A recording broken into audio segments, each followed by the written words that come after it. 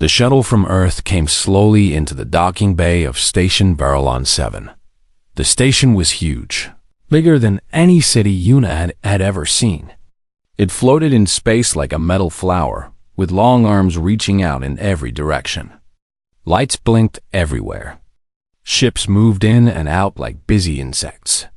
Una pressed her face against the small window and watched. Her heart was beating fast, but her face showed nothing. She had learned long ago to keep her feelings hidden. In the Korean Marines, they taught you that.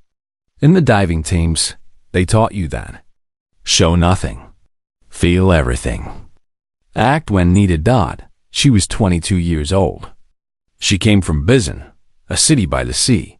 Her whole life, she had lived near water. She had learned to dive before she could properly run. The ocean had been her teacher. It had taught her patience. It had taught her that the world was bigger than her problems. It had taught her that survival meant staying calm when everything around you was trying to kill you. Now, she was going to a school in space, the Galactic Union Academy. The aliens had come to Earth 5 years ago. They had been surprised to find humans. They had been even more surprised to find that humans were not afraid of them. The first meetings had been strange. The aliens expected humans to bow and cry and beg for knowledge. Instead, the humans had asked questions.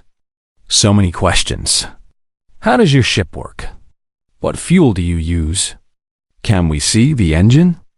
Can we take it apart? The aliens had not expected that Yuna remembered watching the news when she was 17. The tall, thin aliens standing next to human leaders. Everyone smiling. Everyone pretending this was normal. But Una had seen the way the aliens looked at humans. Like they were looking at something they did not understand. Like they were looking at something dangerous, but did not know why. The shuttle landed with a soft bump. The doors opened.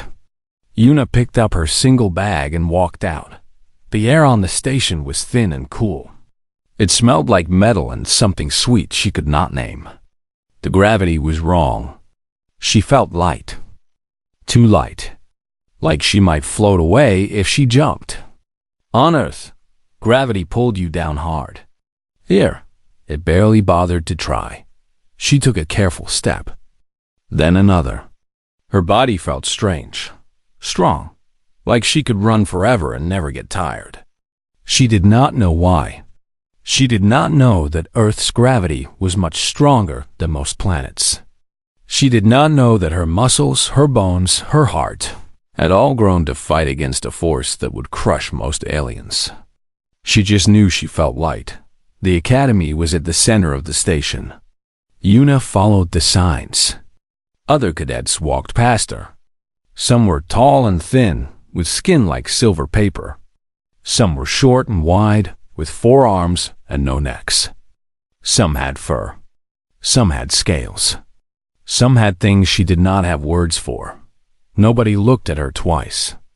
Humans were new. Humans were boring. Just another species joining the Galactic Union. Nothing special. Una liked that. She did not want to be special. She wanted to learn. She wanted to see the stars. She wanted to understand this new universe that had opened up in front of her. The registration hall was a big, round room with high ceilings. Desks floated in the air. Screens showed names and numbers in 100 different languages. Una found the Earth desk and gave her papers to a small green alien with very large eyes. Human, the alien said, typing something. Deathworld origin. Category 12. Interesting. What does that mean? Una asked. The alien looked at her with those big eyes. Nothing important. Your room is in Section 7. Classes start tomorrow. Try not to break anything. Una did not understand the joke. She thanked the alien and left. Her room was small but clean. A bed, a desk, a window that looked out at the stars. She put her bag down and sat on the bed. It was soft. Too soft. She would sleep on the floor tonight. She was about to close her eyes when she heard laughter outside her door. Loud laughter. Musical, like bells ringing. But not kind. It was the laughter of someone making fun of something. She opened her door and looked out. A group of tall aliens stood in the hallway. They were beautiful in a strange way. Thin and graceful, with long limbs and skin that shimmered like pearl. Their eyes were large and purple. Their movements were smooth, like dancers. Like they had never known a hard day in their lives. One of them was taller than the others. His name was Teo, though Yuna did not know that yet. He was the son of someone important. He had grown up on a planet called Valora, where the gravity was weak, the weather was always perfect, and nothing had tried to kill anything for 10,000 years. Taiho was looking at Yuna and laughing. "Look," he said to his friends. "The Deathworld monkey found her cage." His friends laughed too. That musical, cruel laughter. Yuna looked at them. She did not understand why they were laughing. She did not care. On Earth, she had faced worse. Drill sergeants who screamed in her face. Ocean currents that tried to smash her against rocks. Cold that made her bones ache. This was nothing. She bowed politely. "Good evening," she said in the common tongue. Her accent was heavy, but the words were correct. Taiho laughed harder. "It speaks. How wonderful. Tell me, little monkey, do humans still live in trees? Do you eat bugs for dinner?" His friends thought this was very funny. Why you and a thought about it. "Some humans eat bugs," she said honestly. "They are good protein, crunchy." This was not the answer Taiho expected. He stopped laughing for a moment. Then he laughed again, louder. "She admits it. The Deathworlders eat insects. How primitive. How disgusting." Yuna shrugged. "Food is food. On my planet, you eat what you can find. You eat what does not eat you first." She said this simply, without emotion. Like she was explaining the weather. Taiho did not know what to say. Something about her calm made him uncomfortable. But he was too proud to show it. He waved his hand at her like she was a bad smell. "Go back to your cage, monkey. The real cadets have things to do." He walked away with his friends. Their laughter echoed down the hallway. Yuna watched them go. She did not feel angry. She did not feel sad. She felt nothing at all. She had met people like Taiho before. On Earth, they were called bullies. They were loud and cruel because they were scared of something inside themselves. She went back into her room and closed the door. Tomorrow, she would start learning. Tomorrow, she would become a cadet.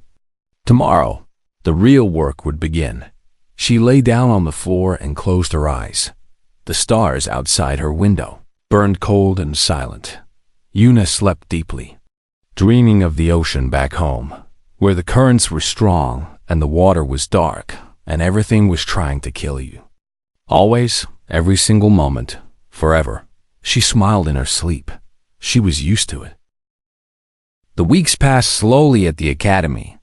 Yuna woke up every morning before the artificial sun turned on. She exercised in her small room.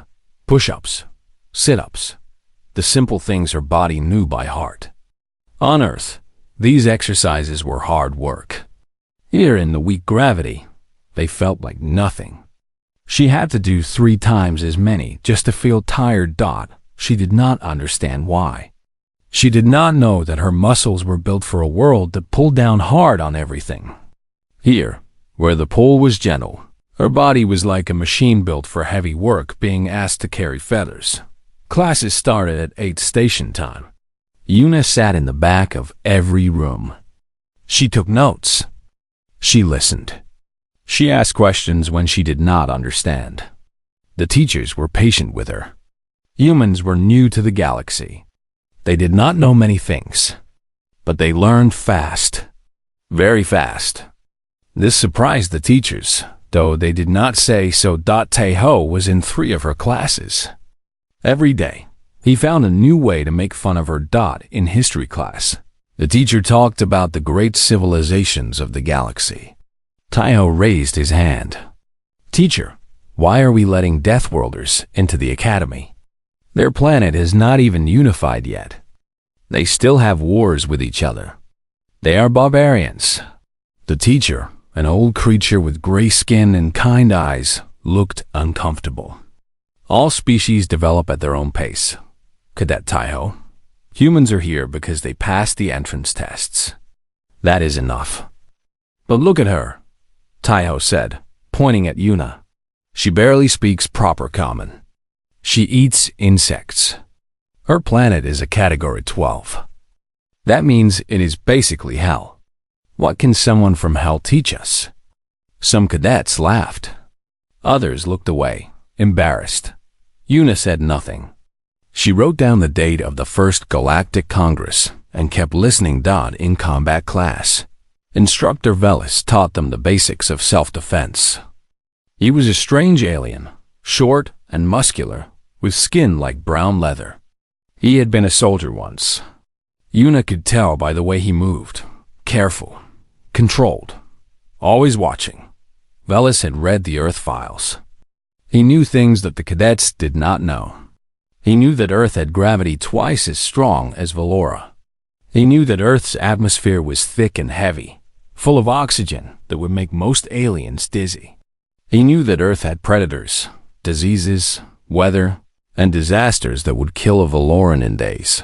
He knew that Yuna was not weak. She was the opposite of weak. She just did not know it yet.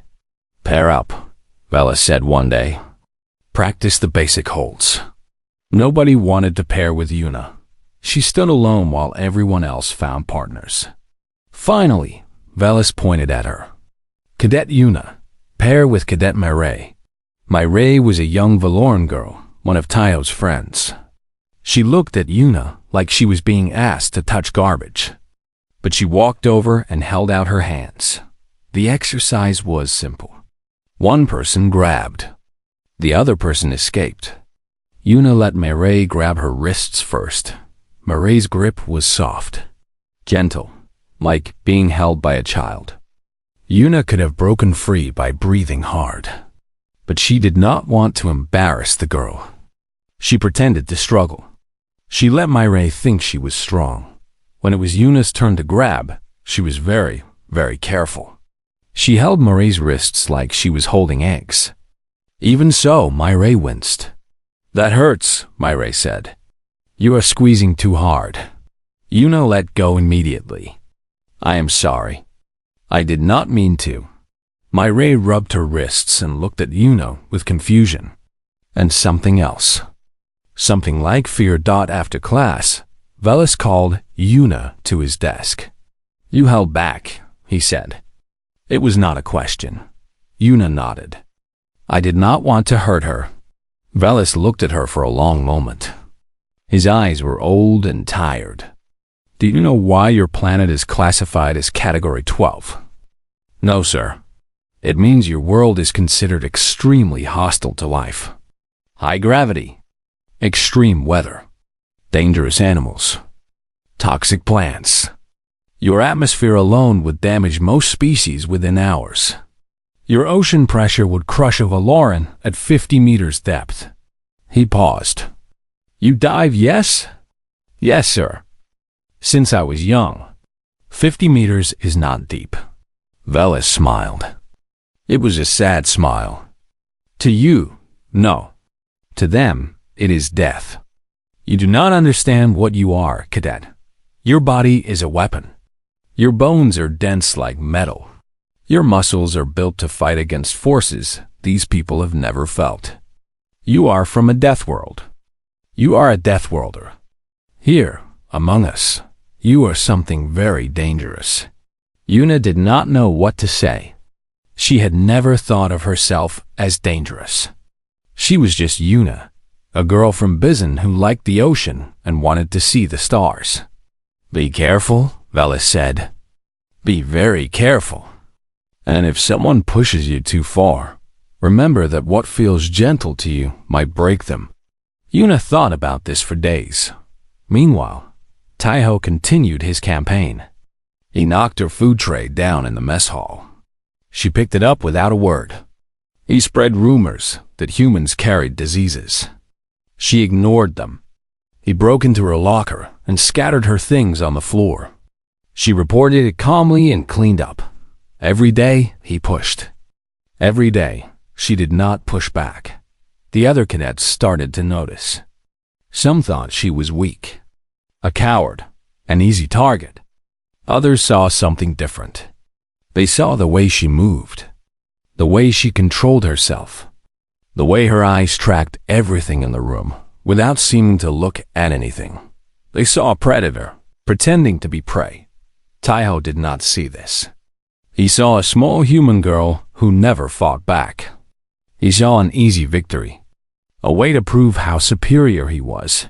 One night, Yuna sat in the observation deck and watched the stars.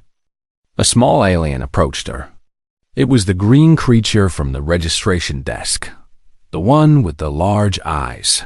"You are the human," it said. "Yes, I have been watching you. You let them hurt you. Why?" Yuna thought about the question. On my world, we have a saying. The nail that sticks up gets hammered down. I do not want to stick up. I want to learn. I want to graduate. I want to see the galaxy. And if they keep pushing? Yuna was quiet for a moment. Then she said, "On my world, we have another saying. Even a rabbit will bite when cornered."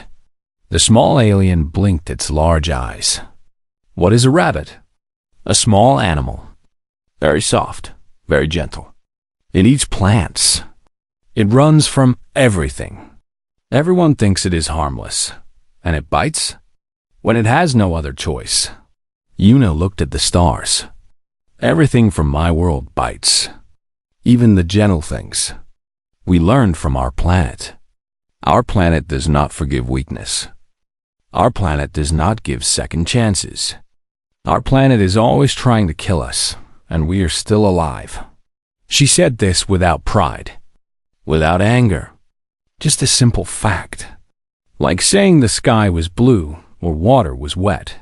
The small alien looked at her for a long moment.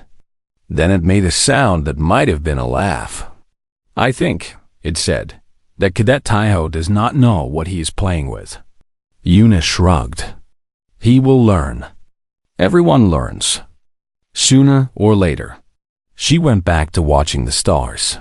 Somewhere in the station, Taiho was planning his next move. He was going to challenge her publicly. He was going to humiliate her in front of everyone. He did not know what he was about to wake up.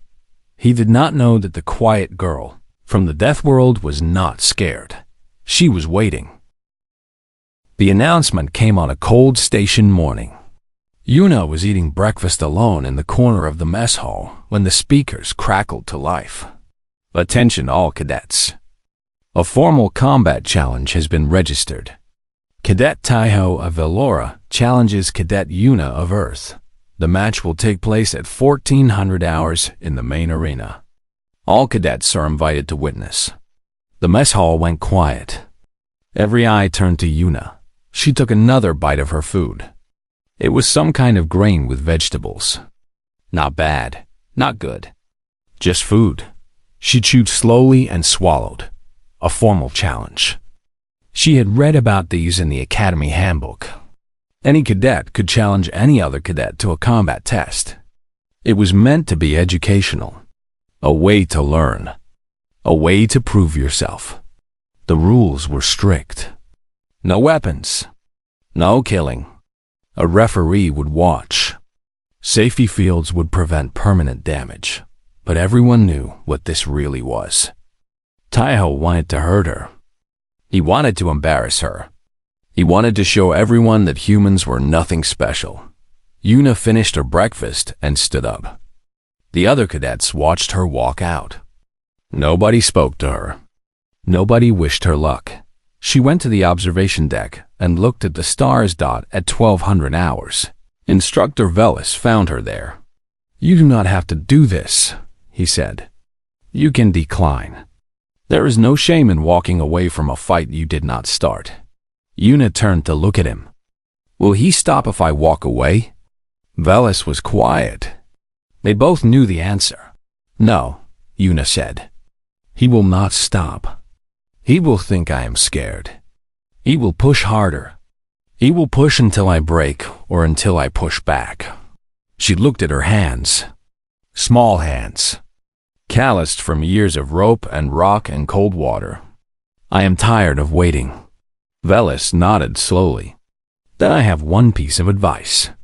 Do not hold back. You have been gentle with these people. You have treated them like they are made of glass. Today, you must remember that they are. And you are not. Yuna thought about his words. I do not want to hurt him badly. He wants to hurt you. He has been hurting you for weeks. You owe him nothing. I know. Yuna looked back at the stars. But I am not like him. I do not enjoy pain. I do not like to fight. On my world, we fight because we must, not because we want to. When I fight him today, I will do what is necessary. Nothing more. Veles looked at her for a long moment. Then he bowed his head slightly. A sign of respect. Good luck, cadet, though I do not think you will need it. He left. Yuna stayed at the window until it was time. The arena was packed. Every seat was full. Cadets from every species had come to watch. Some wanted to see Taiho win. Some wanted to see the human lose. A few, very few, wanted to see something else. They had heard rumors. They had seen the way Yuna moved. They wanted to know what a Deathworlder really was. The arena floor was flat and white. Soft padding covered the surface. Screens floated above, showing the match from every angle. Two doors stood on opposite sides of the room. Taiho entered first. He walked like a prince. His silver skin caught the light. His purple eyes swept across the crowd, accepting their attention like it was his right. He wore the standard combat suit, tight and flexible, showing off his tall, graceful body. He raised his arms and the Valoran section of the crowd cheered. Then Yuna entered. She walked simply. No drama. No show. Just one foot in front of the other. She was shorter than him by almost half a meter. Her black hair was tied back in a simple knot. Her face showed nothing. The crowd was quiet. They did not know what to expect. Some laughed nervously. Some whispered to each other. The Valorans smiled, confident their champion would win easily. Instructor Bora, the referee, floated to the center of the arena. She had 4 arms and no face that Yuna could read. Her voice was deep and formal. This is a sanctioned combat challenge. The rules are simple. No weapons. No targeting of eyes or reproductive organs. The match ends when one cadet yields, is incapacitated, or when I stop the fight. The safety field will prevent permanent injury.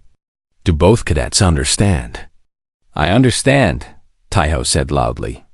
He was already moving, bouncing on his feet, showing off his speed. I understand, Yuna said quietly. Bora looked at her. Cadet Yuna, you may decline this challenge without penalty. Do you wish to continue? Yuna met her eyes. Whatever eyes she had. I wish to continue. Bora nodded. Then take your positions. Taiho moved to one side of the arena. He was smiling. This was going to be fun. He had trained in combat since he was a child. He was considered one of the best fighters in his year. This small human would be nothing. Yuna moved to the other side. She stood still. Her hands were at her sides. Her breathing was slow and even. In the crowd, Instructor Veles watched with his old, tired eyes. He had seen many fights. He had been in many fights. He knew what was about to happen. He almost felt sorry for the Valoran. Boy. Almost. The screens counted down. 5, 4, 3, 2, 1. A bell rang. Taeho moved immediately. He was fast, faster than any human could be in normal gravity. His long legs carried him across the arena in 2 bounds. He launched into a spinning kick, aiming for Yuna's head. It was a beautiful move. Perfect form. Years of training in one elegant attack. Yuna did not spin. She did not dance. She simply shifted her weight to the left. The kick missed by a centimeter. Taeho landed and attacked again. A punch, a sweep, another kick. He was fast and skilled and confident. His move flowed like water, like music, like R.Yuna moved like something else entirely. She was not graceful. She was not beautiful. She moved like a machine. Short steps, minimal motion. Every movement served a purpose. She did not waste energy on show. She did not waste time on style. She had learned to move in water that tried to crush her. She had learned to move in currents that could tear a boat apart. She had learned to move when one mistake meant death. This was easy. Taeho attacked again and again. He was getting frustrated. Nothing was connecting. The human was too slow to dodge, but somehow she was never where his attacks landed. It made no sense. What he did not understand was that Yuna was not dodging. She was reading him.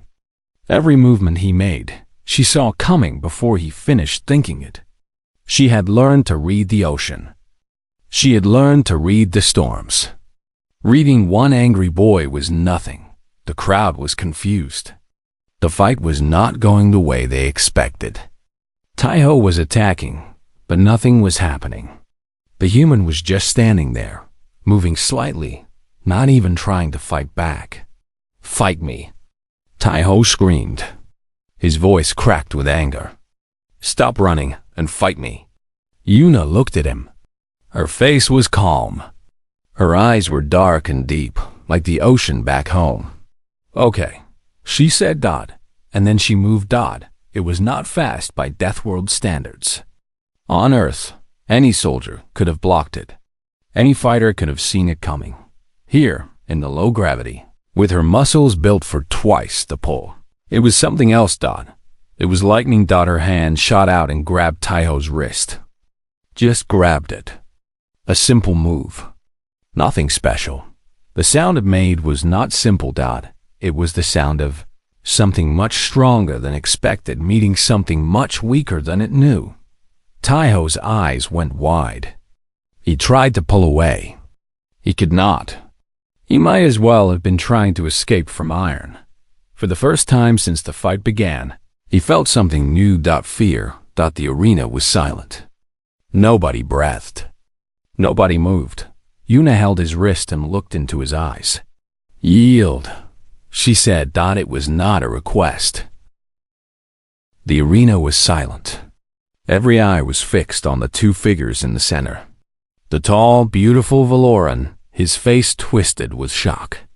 The small human woman, her hand wrapped around his wrist like a lock that would never open. Taeho pulled again. His muscles strained. His teeth clenched. He used all his strength, all his training, everything he had learned in years of combat practice. Yuna did not move. She was not even trying hard. This was the grip she used to hold ropes in ocean currents. This was the grip she used to climb rocks in heavy rain. This was nothing. "Let go," Taeho said. His voice was different now. The confidence was gone. Something else had taken its place. "Yield," Yuna said again. "And I will let go. Never." He spat the word like poison. His pride would not allow him to surrender. Not to a human.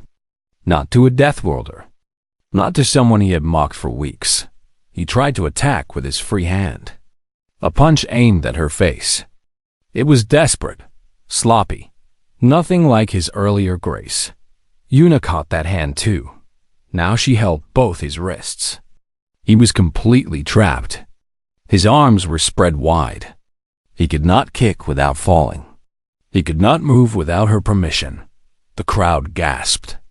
Someone in the Valorn section cried out. This was impossible. Their champion, their golden boy, was helpless in the hands of a primitive human. Taiho struggled. He twisted. He pulled. He used every technique he knew to escape from a hold. Nothing worked. He might as well have been trying to bend steel with his bare hands. How? He whispered. How are you this strong? Yuna looked at him with those dark, calm eyes. I am not strong. Not on my world. On my world, I am normal, average. There are humans much stronger than me. There are humans who could break you in half without trying. Taiho's face went pale. Your world has weak gravity, Yuna continued. Your world has gentle weather. Your world has no predators. You evolved in a paradise. You are soft. You are fragile. You are glass. She paused. My world is different. My world has strong gravity. My world has storms that destroy cities. My world has animals that eat everything, including us. We evolved in a war. Every day was a fight to survive. Every generation that lived was stronger than the one before. She could feel his bones under her fingers. They were light, hollow almost like bird bones. On Earth, a fall from a meteor could break them. Here in this weak gravity, they had never needed to be strong. I tried to be gentle, Yuna said. I tried to be patient. I let you mock me. I let you push me. I let you think you were winning. But you would not stop. You kept pushing. You wanted this fight. You wanted to hurt me.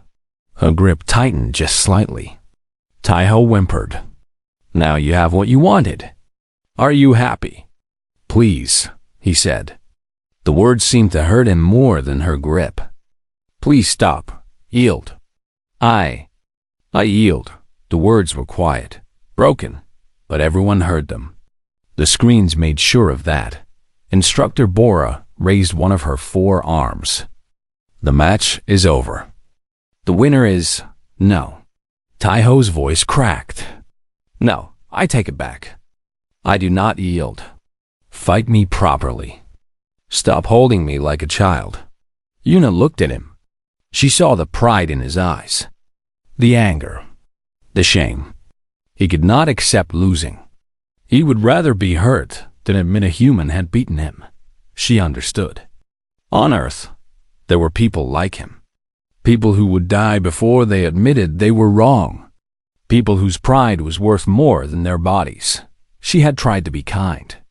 She had given him a chance to walk away. He had refused. Okay, she said. She let go of his wrists. For one moment, Taiho felt hope. Maybe she was giving up. Maybe she was scared. Maybe Yuna moved. On Earth, it would have been a simple takedown. A basic move taught to every soldier, every police officer, every martial artist. You sweep the leg. You control the fall. You pin them on the ground. Simple. Clean. Safe. Here. In the weak gravity, with her Deathworld strength. It was something else. Her legs swept through Taiho's legs like they were made of paper.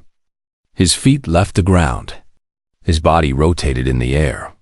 He had never felt force like this. On Valora, falls were gentle. Gravity was kind. Here, in this moment, he learned what humans lived with every day. He learned what it meant to fall when something stronger than you made you fall. He hit the mat hard. Too hard. The sound was wrong.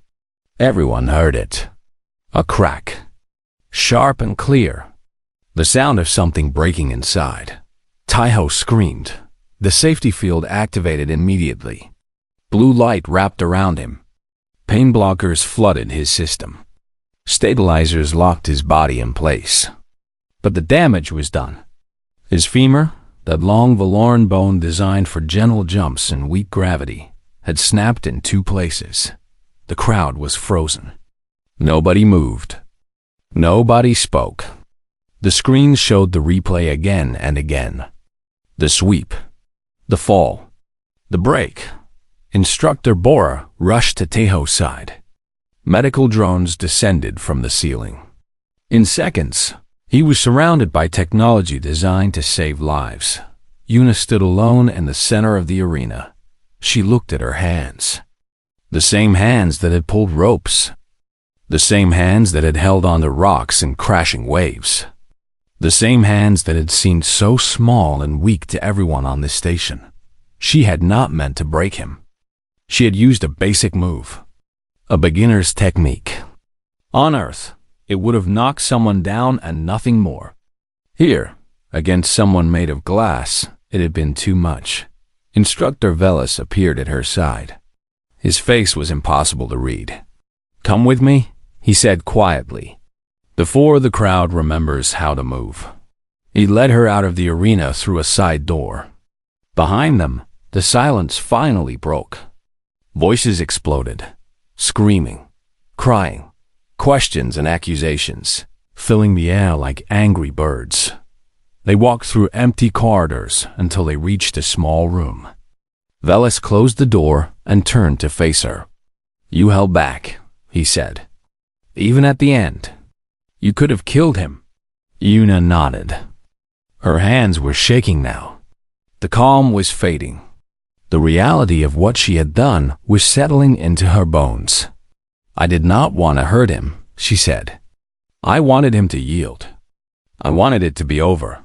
He would not yield. His pride would not let him. "I know. So I ended it. I thought—" She looked at her shaking hands. "I thought the mat would protect him.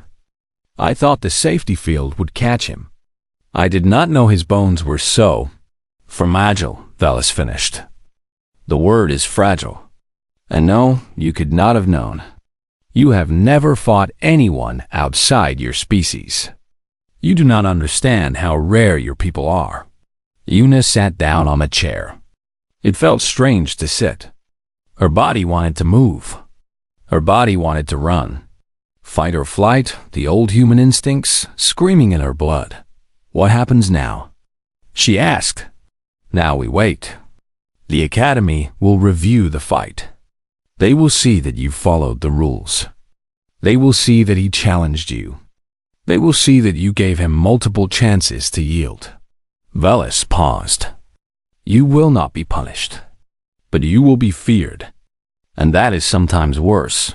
Yuna thought about his words. Feared. She had never wanted to be feared. She had just wanted to learn. She had just wanted to see the stars. But now everyone knew what she was. What humans were. The quiet girl from the Deathworld had shown them the truth. And the truth was terrifying. "He will recover," Velis said. "Galactic medicine is very good. But he will remember. His body will remember. His pride will remember." He looked at her with those old, tired eyes. "You have made an enemy today, but you have also sent a message. Everyone on this station will know what happened. Everyone will tell someone else. By tomorrow, the whole sector will know. Know what? That humans are not weak. That humans are not primitive. That humans come from a world that tried to kill them for millions of years, and they won." Velis almost smiled. "They will know that the quiet ones are the most dangerous of all." Yuna closed her eyes. She thought of Bison. She thought of the ocean. She thought of her mother's voice telling her to be calm, be patient, be strong. She had been all those things, and now everyone would see what that really meant. 3 weeks passed after the fight. The station changed. Yuna felt it every day. The way people moved around her. The way conversations stopped when she walked into a room. The way other cadets stepped aside in the corridors, giving her space she had never asked for. Fear. Velis had warned her about this. Now she lived in it, but there were other changes too. Some cadets nodded at her with respect. Some asked her questions about Earth, genuine questions, not the mocking kind. Some wanted to know more about the ocean, the storms, the animals. They wanted to understand what kind of world could make someone like her. Yuna answered their questions honestly. She did not brag. She did not exaggerate. She simply told them the truth. The truth was enough. The Academy Council reviewed the fight. They watched the recordings. They interviewed witnesses. In the end, they ruled that Yuna had acted within the rules. Taiho had challenged her. Taiho had refused to yield. Taiho had continued fighting after she showed mercy. The injury was unfortunate, but it was not her fault. Some Valorans protested. They said it was unfair. They said humans were too dangerous. They said Deathworlders should not be allowed at the Academy. The Council listened to their arguments. Then they pulled up the Earth files, the planetary classification, the environmental data, the gravity readings, the list of predators, the list of diseases, the list of natural disasters. The Valorans stopped complaining after that. Taiho spent 2 weeks in the medical bay. Galactic medicine was miraculous. It could regrow bones, repair nerves, heal wounds that would have been fatal anywhere else. But even miracles have limits. His femur had broken badly. The nerve damage was complex. The doctors did their best. He walked out of the medical bay with a limp. The doctors said it might be temporary. The nerves might heal. The muscles might strengthen. Or the limp might stay forever. A reminder. A lesson written in his own body. Yuna saw him for the first time in the observation deck. The same place where everything had started to change. She was watching the stars when she heard the uneven footsteps behind her. She turned. Taiho stood in the doorway. He looked different. Smaller somehow. The pride that had filled him before was gone. His eyes were tired and old, much older than his years. He limped toward her and stopped a few meters away. For a long moment, neither of them spoke. "I thought I would hate you," Taiho finally said. His voice was quiet, different. "When I woke up and they told me my leg was broken, I thought I would spend the rest of my life hating you." Yuna said nothing. She waited. But then I watched the recording. I watched it again and again. I saw myself attacking you. I saw myself refusing to yield. I saw you give me chances. 3 chances. You could have broken me at the start. You did not. Why? Yuna turned back to the stars. Because I did not want to fight you. I never wanted to fight you. You chose this. All of it. From the first day. Taiho limped closer. He stood beside her, looking out at the same stars. "I asked Instructor Velas to show me the Earth files," he said. "The real ones. The classified ones that only military personnel can see." Yuna glanced at him. And I could not sleep for 2 nights. His voice shook slightly. "Your planet. The things that live there. The things your people have survived. I had no idea. None of us had any idea. We do not think about it," Yuna said. "For us, it is normal. The gravity, the weather, the animals. That is just life. We do not know anything else. That is what frightens me." Taiho turned to look at her. "You are dangerous without even trying. Without even knowing. You walk among us like you are normal, but you are not. You are something else entirely." Yuna was quiet for a moment. Then she said, "On my world, there is a type of fish called a shark. It is very big, very dangerous. It has been swimming in our oceans for 400 million years. It has survived everything. Ice ages, asteroid impacts, mass extinctions. It just keeps swimming. It does not think about being dangerous. It just is. Are you saying humans are like sharks? I am saying we are survivors. That is all we have ever been. Our planet tried to kill us, and we refused to die. We adapted. We grew strong. We learned to work together. We learned to use tools. We learned to think. And now here we are, swimming in a new ocean. She looked at him. You called me a monkey. You called humans primitive. But we are not primitive. We are ancient.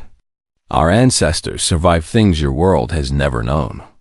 That survival is in our blood, in our bones, in every part of who we are. Taiho was quiet. The silence stretched between them. I am sorry, he said finally. The words seemed to cost him something. For everything? The mockery, the cruelty, the challenge. I was wrong. About all of it. Yuna nodded. I know. Will you forgive me? She thought about it. On Earth, forgiveness was complicated.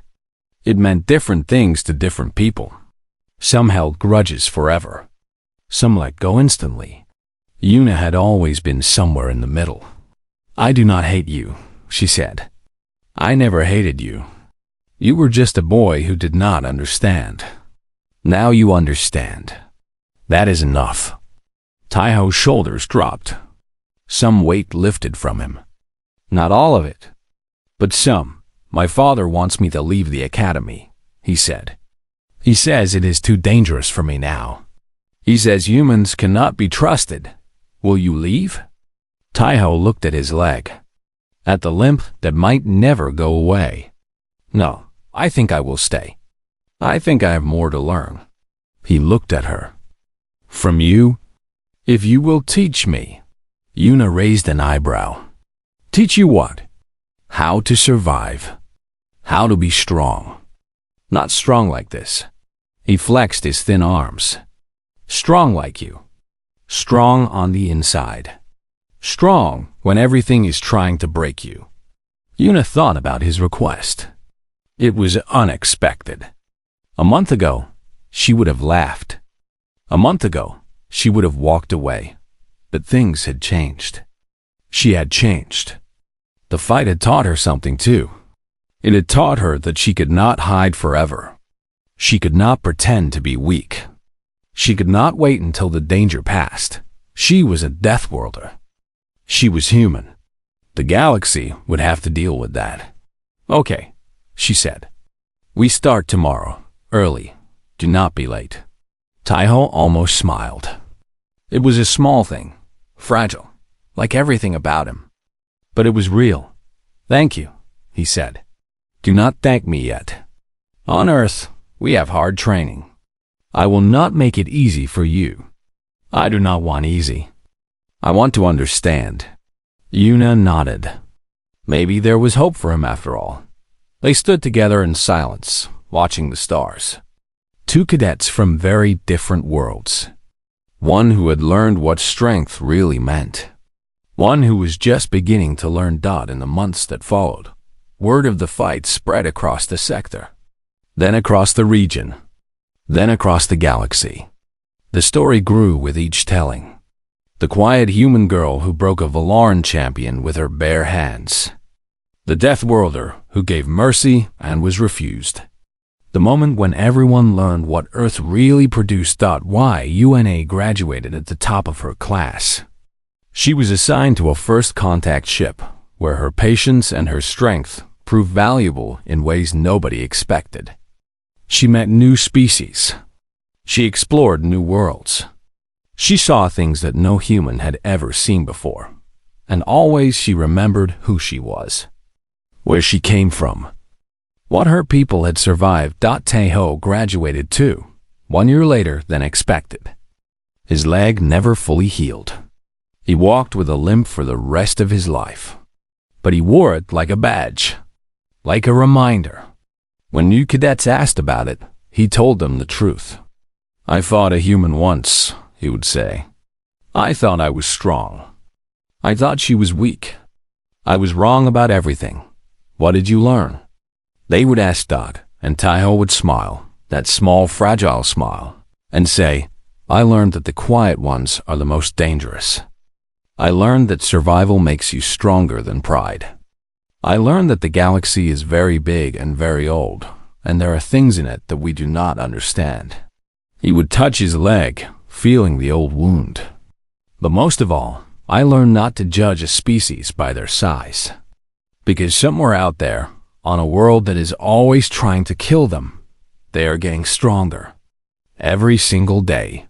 The stars burned on, cold and silent, and somewhere among them, a girl from Bizin kept swimming. Just like she always had. Just like her people always would die forever.